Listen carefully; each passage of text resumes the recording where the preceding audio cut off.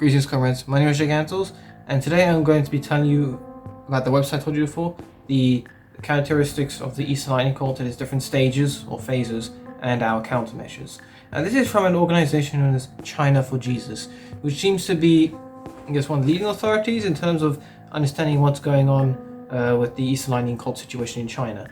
So apparently, over here there are multiple stages. I'm just going to scroll down through them, tell you about what the Eastern Lightning cult does, its methods, how it tries to infiltrate groups, and apparently how to counter them. So this should be interesting. I can imagine you'll probably use the typical cultic stuff, but yeah, let's get into it. Okay, so it's a timeline almost. Okay, so the first stage, which was between 1993 to 1996 or so, the primitive stage, they dropped their books, lightning that comes from the east, at the doors or in the yards of the homes of church leaders they knew. Sometimes money was put between the pages to attract people to read the books. Okay, fair enough. That's a good start. Second stage, 1996, the violent stage. They lured co-workers away from their homes with the invitation of praying for people. Once the co-workers were away from their homes, they would be threatened by force to accept the female Christ. The ones who resisted were beaten, maimed, or poisoned by poison in drinking water. That escalated very quickly. The third stage, 1997 to 1999, the sexual enticement stage. They lured co-workers to confinement, during which period they imposed sexual seduction on them. Example 1. During the confinement of the co-workers, attractive Eastern Lightning members, Eastern Lightning woman was sent to seduce them. If the woman couldn't achieve their goals, they would trade means put the co-workers' hands on their shoulders for some other Eastern Lightning members to take photos. They would blackmail or defame the co-workers with these pictures. Example 2. Eastern Lightning sent attractive women of theirs to house church believers, her families, where there were single male family members. At this stage, Eastern Lightning had not yet developed their spying and road paving strategy. Okay. The Eastern Lightning woman would express their admiration and love to the target men. They would express willingness to serve the Lord and marry the men. Very soon they would have the men having sexual relationships with them, and they would use this as evidence to blackmail them. These men accepted the female Christ. In the end, they were also expected to take more people from their churches to join the Eastern Lightning. If they refused to do so, they and their families would be defamed, and they would end up having no place in the church. Social blackmail like that. That is a very dangerous but powerful weapon to have. The fourth stage, the crafty stage. Here, the Eastern Lightning shifts their focus to the attack of church leaders and their zealous believers. And there are 11 stages in this, so it's pretty intense. Step 1. The Eastern Lightning members would pretend to have come from the Three South Church, the Christ, or any other unhealthy denomination, under the guise of seeking the truth.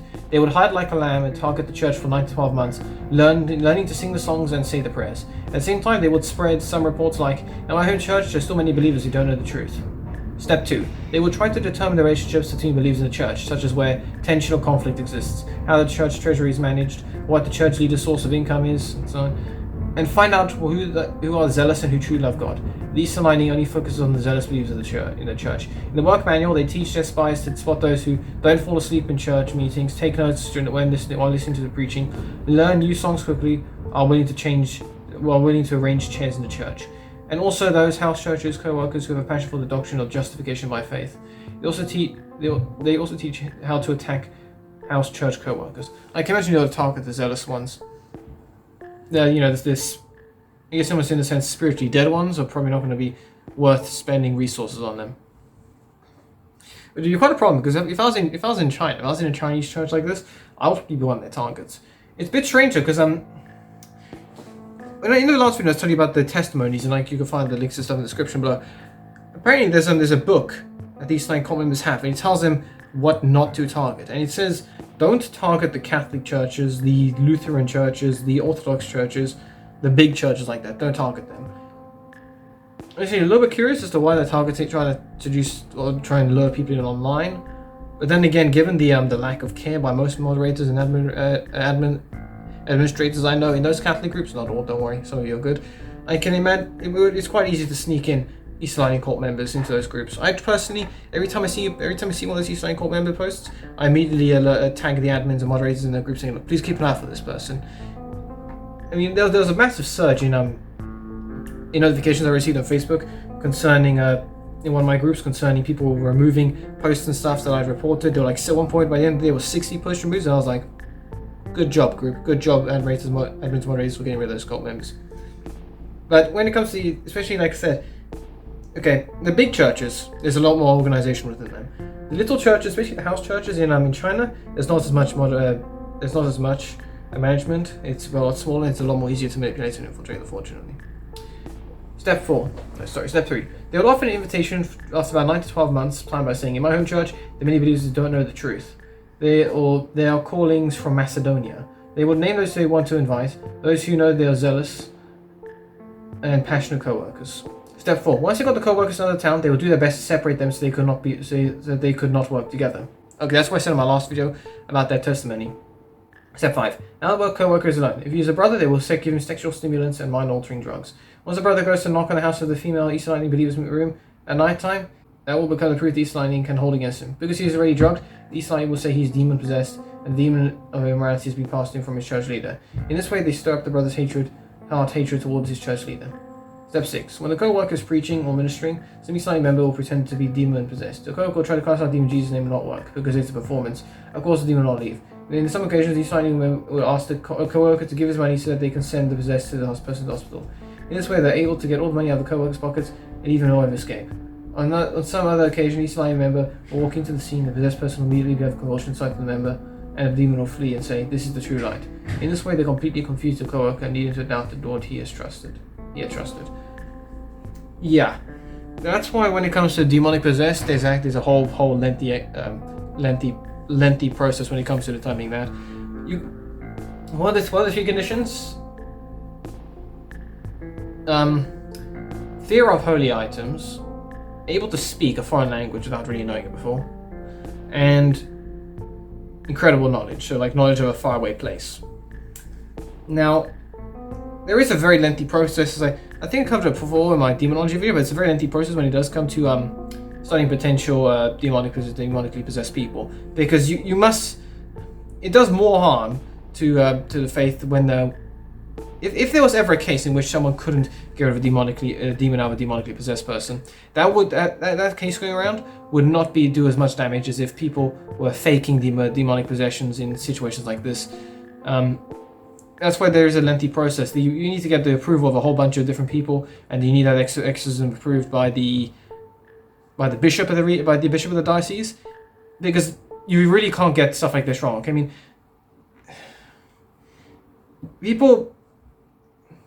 most of the cases that turn out to be psychological or mental conditions, stuff like epilepsy and schizophrenia. Sorry, I can't really pronounce that. These psychological diseases, you don't want to confuse them for demonic possession, because that's going to completely undermine the whole point of exorcism. If people find out, oh, it's just nothing, it's just something wrong with the brain. So, maliciously doing something like this, I can understand the impact of that very, very well.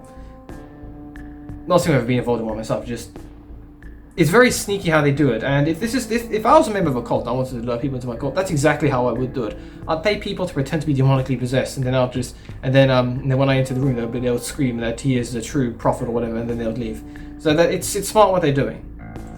And that's one of the problems when it does come to having small denominations. They can't exactly prove. They don't have the authority or the defined process for when it comes to determining whether or not someone is demonically possessed, which is why someone in a Methodist church I remember reading about, they went to their pastor and said, I think I'm possessed, and the pastor immediately said, okay, go to a Catholic priest, which is it undermines them a little bit, but when it comes to these ancient churches, they're a lot better at determining whether or not someone is actually possessed. So don't ever trust anyone if they ever tell you they're demonically possessed. They need to actually have approval and confirmation that they are. Otherwise you get situations like this arising. Step 7. The Eastern Lightning member who is able to cast out the demon now starts to preach his doctrines to the co-worker to confuse his mind. At this stage, you will preach that the kingdom of Christ has come, that the Almighty God, female Christ, has already come, and that the forerunner of the female Christ was witnessly, etc. Okay. The person speaking. Okay. What they will want to achieve now is to completely change the perspective of the co-worker through brainwashing. Step 8. The Eastern Lightning will send one of the members to pretend to be a seeker of the truth and ask the co-worker to preach to him. They will examine the co-worker's preaching to see if he's still preaching justification by faith or the Eastern Lightning 3 steps of God's work. Then they can tell the results of their brainwashing effort. Okay, testing to see how that goes. Fair enough. Step 9. To the female house church co-workers, the Eastern Lightning will pretend to have a dream of the story of Ruth Interpreters go asking his sister to get into the bed of a certain East Lightning man. If sister doesn't accept this, East Lightning will send one man to seduce or rape her.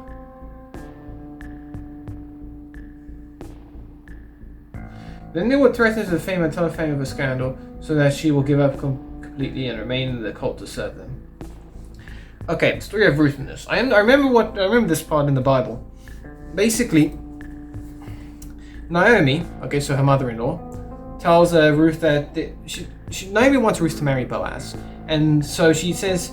So when Boaz is slightly intoxicated, she tells Ruth to go and dress up and everything and go and sleep next to him. And Boaz says, no, if I want to marry you, I choose to marry you on my own free will. I don't want to marry you because of this situation that we're currently in.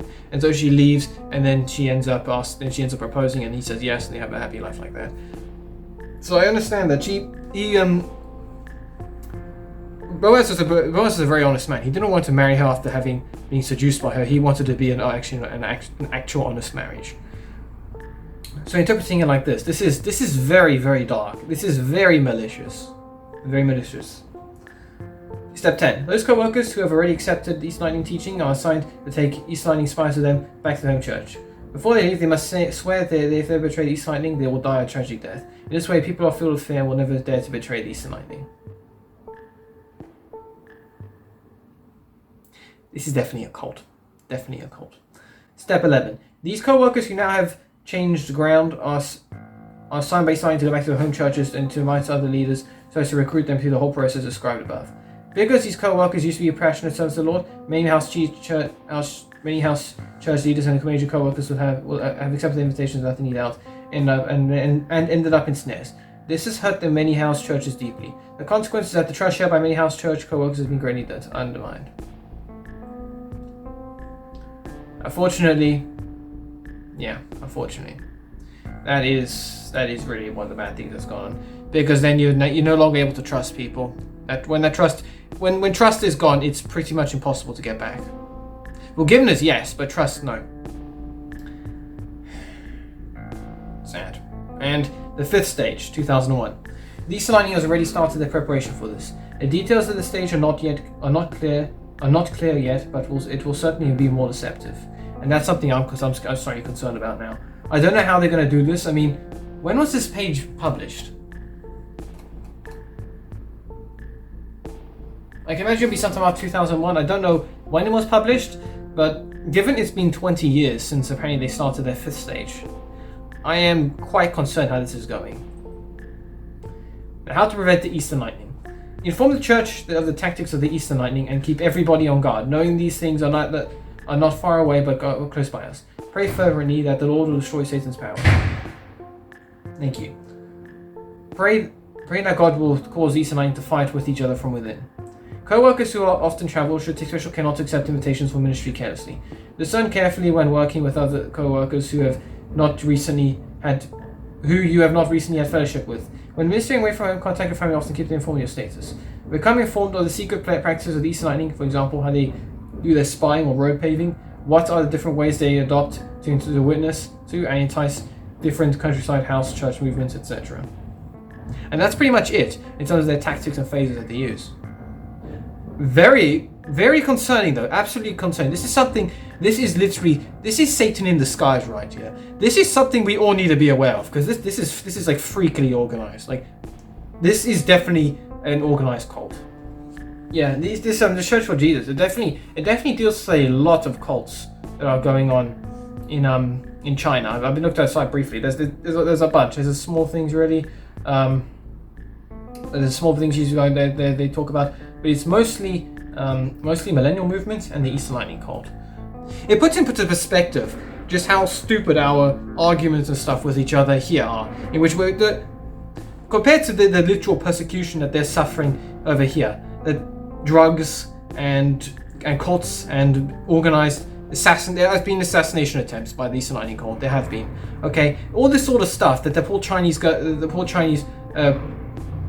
Christians are going through. It's very similar to how the Christians have been martyred throughout the age, especially places like Japan, where they used to face persecution there, and also in pagan nations. Thank you. And all the other Christian martyrs who have suffered persecution in all the other nations, or all the pagan nations throughout history. We really need to actually We need to actually focus our efforts on helping our brothers and sisters in China. Here they are, literally telling us that they're suffering from the effects of a cult like this. And here they are telling us, this is how we know, this is what we know about them. Please help us, please pray for us, please don't let this cult spread.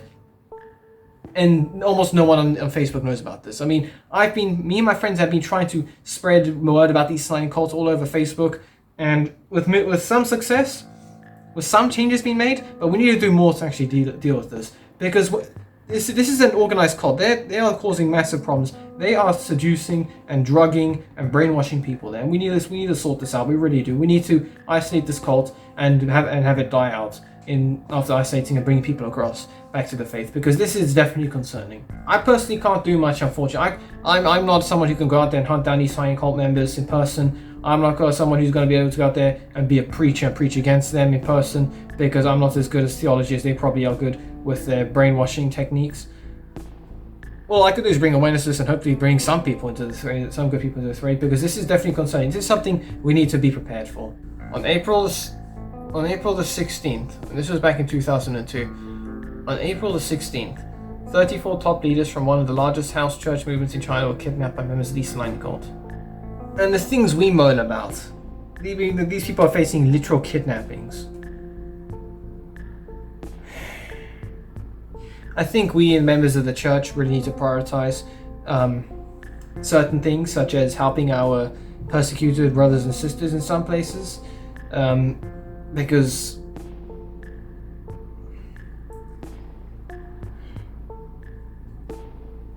no one should have to live through the fear of persecution like this. No one should have to fear that there are members of a cult infiltrating their church and trying to brainwash them and seduce them and rape them. No one should have to live through the fear of that, especially when on the other side they have to hide from the Chinese government or risk suffering in concentration camps. Oh, I'm sorry, I mean re-education camps. But this is a reality for many Chinese Christians out there. This is something that we need to know and be aware of, and the tactics that these sliding cult use. This is something we need, like I said, we need to bring awareness to the situation. We need to teach Christians how to identify sliding cult members so they can drive them out and isolate them, and then let the cult gradually die out, because otherwise this problem is going to spread. It's going to spread to the west. It's going to spread to the west here, okay? And that's something I don't want my brothers and sisters in this country, because I know they are in this country, but nowhere near as powerful though. I don't want any of my brothers and sisters in this country to have to face potential brainwashing from these sliding cult members.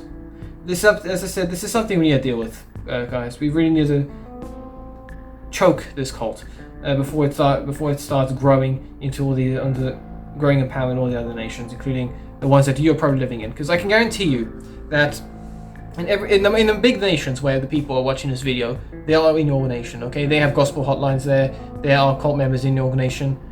And they're growing in power. We need to stop that happening, okay? We need to stop that happening. We need to bring awareness to this and actually get this cult recognized as for what it actually is. Otherwise, that's it pretty much really for this video. So now you know how these sliding cults, how it's developed over the years, how it's changed its methods of, its phases of attack and recruiting members. You know that they are dangerous. You know that they are ruthless. You know they are heartless. And they're brainwashed. And the brainwashing technique. So please be aware of this cult activity. Please bring awareness to it in all your groups and social media sites, so that no one falls for this trap anymore, because no one should have to live in the fear of being persecuted like this. No one. That's it pretty much for the video. So if you liked the video, please give a like, please share my videos, please comment what you think of them, any other video I want to do. Please subscribe to my channel so you can see more content. Please ring bells to keep out doing video releases. Next episode, I don't know what I'm going to do. I seem focusing quite heavily on the sliding cult. Maybe, if there's one thing, just say it was so sometimes a special event is taken into consideration for someone's canonization, like for Pope Saint John the 23rd, they're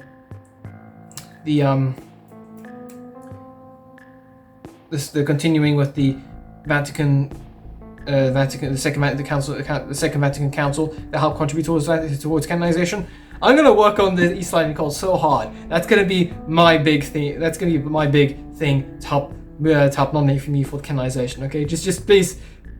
Okay, regardless of that, just please help. We need to understand more about this cult. please bring further awareness to it so we all know about the dangers of it and how to deal with it. That'll be for then, really. So, good luck, comrades. God bless you all. See you next video, comrades. Until then.